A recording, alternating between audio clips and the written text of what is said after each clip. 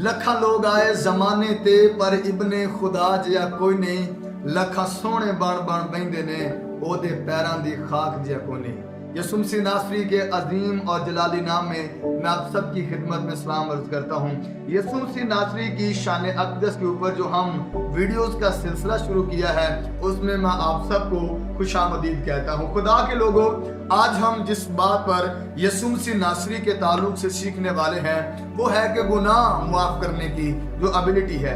याद रखिएगा, अहले यहूद के अंदर ये एक नजरिया पाया जाता था कि यहूदी लोग मानते थे कि जो खुदा की जात है वो जो है गुनाह मुआफ कर सकती है और कोई भी गुनाह मुआफ नहीं कर सकता।